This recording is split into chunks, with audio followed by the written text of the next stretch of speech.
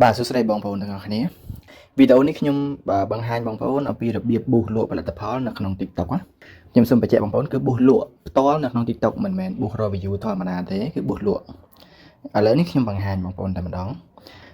វីដេអូនេះខ្ញុំបង្ហាញបងប្អូនអនុវត្តនៅលើទូរស័ព្ទដៃបងប្អូនចូលមកក្នុង TikTok មក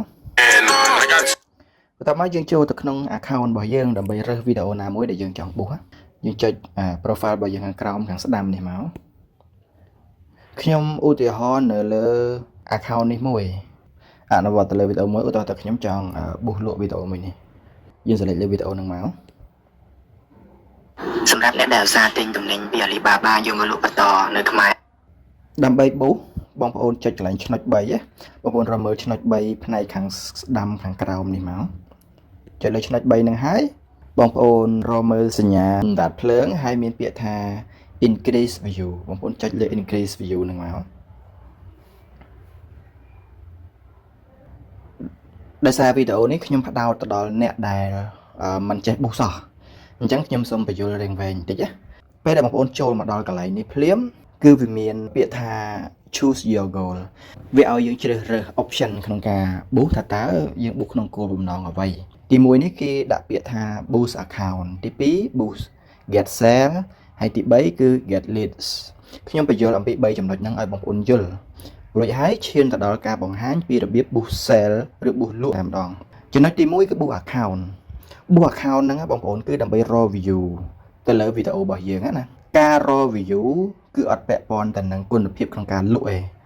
ធ្វើមិនក៏ដោយរក view ឲ្យបានច្រើនជាអតិបរមាអញ្ចឹង AI របស់ TikTok វាមិនព្យាយាមរកអ្នកទិញទេវាគ្រាន់តែព្យាយាមរកអ្នកមើលអញ្ចឹងការដែលយើងគ្រាន់តែ boost raw view ទេគឺយើង boost នៅលើ option goal មួយហ្នឹងគឺ boost account boost raw view គឺ boost ដែលមិនមានបំណងក្នុងការលក់ទេប៉ុន្តែយើងគ្រាន់តែចង់ឲ្យសាច់ទៅដល់ភ្នែកមនុស្សជាអតិបរមាអញ្ចឹង TikTok វានឹងព្យាយាមរកអ្នកមើលឲ្យយើងដោយមិនខ្វល់អំពីគុណភាពមនុស្សទេអញ្ចឹងណាអាចចេះអាចក្មេងអាចស្រីអាចប្រុសអាចអ្នកដែលមានកម្រិតថវិកាទាបមធ្យមខ្ពស់ឲ្យតែថ្ងៃហ្នឹងមានឱកាសជះទៅដល់ភ្នែកមនុស្សគឺ TikTok រុញទៅហើយអាហ្នឹងគឺ boost view ខ្ញុំលើកឧទាហរណ៍យើងមានកន្លែងមជ្ឈមណ្ឌលកំសាន្តមួយ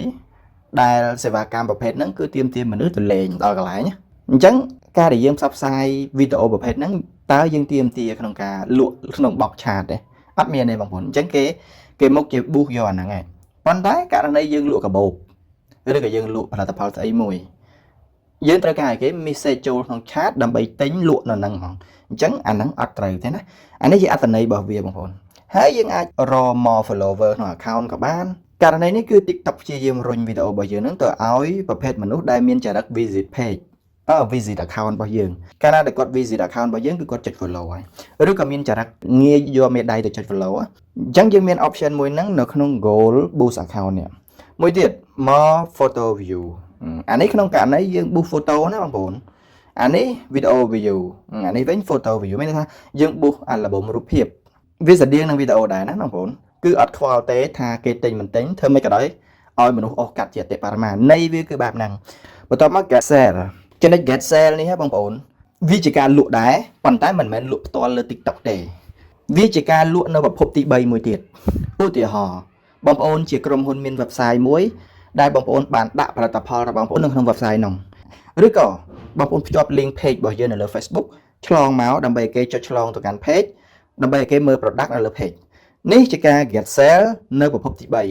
អញ្ចឹងករណីនេះគឺអត់ត្រូវទៀតមែនទេដោយសារអីខ្ញុំបង្ហាញបងប្អូនអំពីរបៀបឲ្យគេឆាតទិញនៅក្នុង TikTok ហ្មងអញ្ចឹងអាកន្លែង get sale នេះគឺអត់ត្រូវទេគឺអត់ត្រូវនៅវត្ថុបំណងរបស់យើងទេណាអញ្ចឹងទី1ទី2គឺអត់ត្រូវចំណុចទី3នេះគឺជាចំណុចដែលត្រូវសម្រាប់បងប្អូនគឺការ boost រកការទិញនៅលើ TikTok ហ្នឹងហ្មងអញ្ចឹងណាគឺឥឡូវគេនេះបងប្អូនផលិតវីដេអូមួយឲ្យបានតាក់ទាញមកកុំវែងពេកប៉ុន្តែឲ្យមានន័យរួចហើយបង្ហាញអំពីការលក់បង្ហាញតម្លៃបង្ហាញអីនៅលើវីដេអូហ្នឹងឲ្យហើយក៏បានដែរពេលដែលគេឆាតទិញគឺគេសន្ទនាបងប្អូនគឺត្រូវហ្មងអានេះណាអូខេអញ្ចឹងមកដល់កន្លែងហ្នឹងយើងជ្រើស get leads រួចហើយយើងយកមក TikTok message នេះ select កន្លែងហ្នឹងហើយយើងអស់មកខាងក្រោមអូខេបងប្អូនឃើញទេវា select ស្រាប់វីដេអូដែលខ្ញុំបានរើសមិញណា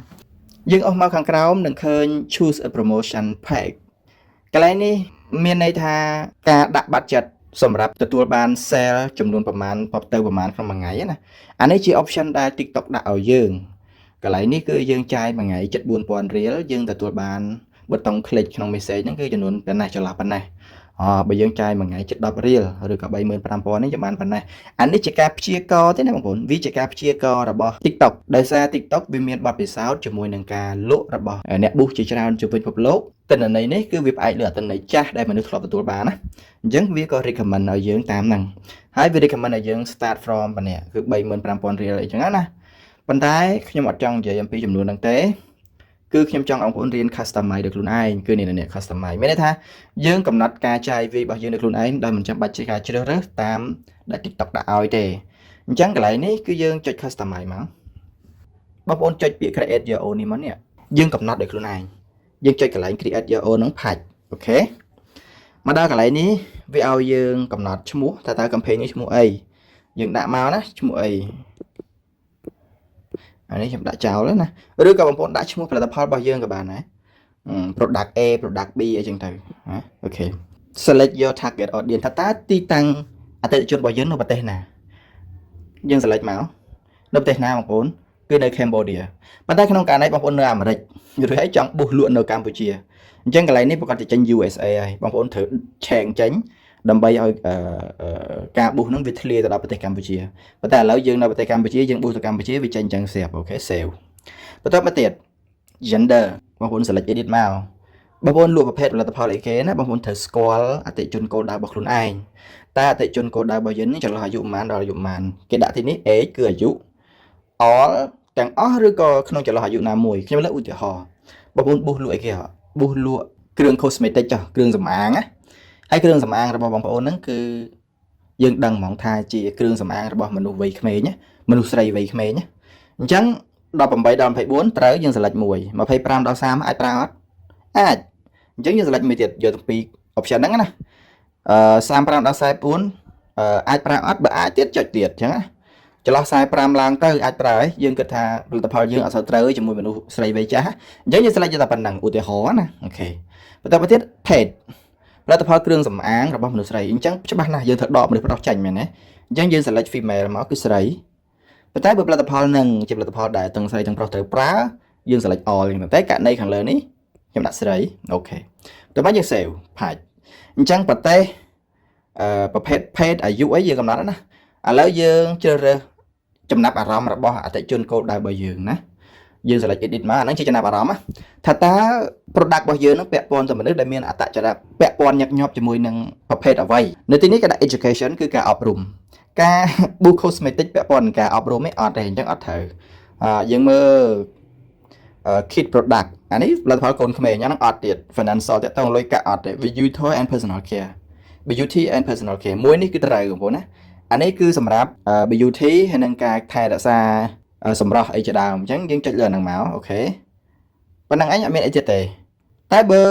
ផលិតផលរបស់យើងវាពាក់ព័ន្ធនឹងចំណុចផ្សេងបងប្អូនរៀបរាប់មកហើយឬក៏ពាក់ព័ន្ធពីចំណុចបងប្អូន select យកទៅអញ្ចឹងណាទីនេះខ្ញុំ select តែមួយហ្នឹងទេបងប្អូនត្រូវចេះមើលអង់គ្លេសខ្លះចេះប្រែខ្លះដើម្បី boost ឡើងហ្នឹងហើយចុច save ផាច់អូខេពេលហ្នឹងយើងកំណត់ឲ្យអស់ហើយណាហើយយើងចុច save មកផាច់អូខេប្រភេទអតិថិជនយើងបានកំណត់រួចហើយណាឥឡូវយើងកំណត់លុយម្ដងដល់ពេលដែលយើងត្រូវកំណត់លុយឧទាហរណ៍ថានៅទីនេះគេដាក់ budget ព្រោះឲ្យចំនួនលុយក្នុងមួយថ្ងៃកន្លែង per day ហ្នឹងមានន័យថាចំនួនលុយប៉ុណ្ណឹងក្នុងមួយថ្ងៃបន្តមកទៀតគេដាក់ចំនួនថ្ងៃអញ្ចឹងយើងគិតខ្លួនឯងទៅថាតើយើងចង់ប៊ូសផលិតផលហ្នឹងប៉ុន្មានថ្ងៃបងប្អូនអាចតែរយៈពេល2ថ្ងៃលេងក៏បាន3ថ្ងៃលេងក៏បានបងប្អូនចែកកន្លែងនេះយក3ថ្ងៃអញ្ចឹងអានេះមានន័យថាយើងចាយ 35,000 រៀលនេះក្នុងមួយថ្ងៃរយៈពេល3ថ្ងៃនេះតែបងប្អូនយក7ថ្ងៃឧទាហរណ៍មានន័យថាចាយមួយថ្ងៃប៉ុណ្ណឹង7ថ្ងៃបានវាផុតយល់ទេបងប្អូនហើយចំនួនសរុបគឺនៅនេះតោះនេះអញ្ចឹងឥឡូវឧទាហរណ៍ខ្ញុំចង់ប៊ូស35,000 រៀលក្នុងមួយថ្ងៃហ្នឹងតើមកខ្ញុំប៊ូសតែ2ថ្ងៃទេឧទាហរណ៍ចុះចាំប៊ូសតែ2ថ្ងៃឯងអញ្ចឹងវានឹងបូកសរុបឲ្យយើងហ្នឹងឃើញអស់ 77,500 ពេលដែលយើងចុច pay នេះកន្លែងនេះពេលដែលយើងចុច pay គឺទៅណាបងប្អូនអត់មានការប៊ូសមុនហើយបាន pay តាមក្រោយ pay មុនបានប៊ូសក្រោយសម្រាប់ TikTok គឺប្រច្រាស់គ្នាជាមួយ Facebook អញ្ចឹងយើងចុច pay មកផាច់ពេលដែលយើងចុច pay សម្រាប់បងប្អូនថ្មីវានឹងទាមទារឲ្យបងប្អូនបំពេញអាស័យដ្ឋានកាតនេះ ឃើញពាក្យ confirm នេះល្ងឹតនៅឡើយទេវាអត់ទាន់ចេញកន្លែងយើងចុច pay ឡើយទេយើងត្រូវបំពេញកាតសិនណាបងប្អូនអញ្ចឹង select payment method មកយើងចុចកន្លែងហ្នឹងមកបន្ទាប់មកយើងបំពេញលេខកាតនេះលេខកាតនេះគឺលេខមួយជួរនៅលើកាតរបស់យើងណាបងប្អូនបំពេញមកតាមហ្នឹងមក MMYY នេះគឺជាថ្ងៃខែផុតកំណត់កាតបំពេញតាមហ្នឹង CVV នេះគឺជាលេខ3ខ្ទង់នៅខាងក្រោយកាតបំពេញមកហើយកាតហ្នឹងម្ចាស់កាតហ្នឹងឈ្មោះអីបំពេញពាក្យឲ្យត្រូវបងប្អូនបំពេញពាក្យឲ្យត្រូវពេលដែលយើងបំពេញកាតហ្នឹងចូលហើយយើងចុចពាក្យ confirm នេះ confirm ហ្នឹងវានឹងភ្លឺមកហើយយើងចុចផងពេលហ្នឹង TikTok នឹងកាត់លុយ 77,500 រៀលនេះចេញពីកាតមួយហ្នឹងទោះបីកាតហ្នឹងជាកាតដែលផ្ទុកលុយអាមេរិកក៏ដោយលុយដុល្លារក៏ដោយ system របស់ TikTok នឹង convert លុយដុល្លារហ្នឹងទៅជាលុយរៀលហើយកាត់យកហ្មងគឺកាត់ជាដុល្លារអញ្ចឹងបងប្អូនបំពេញតាមហ្នឹងមកទីនេះខ្ញុំអត់បំពេញទេដោយសារខ្ញុំអត់ចង់ប៊ូសមែនតែនទេ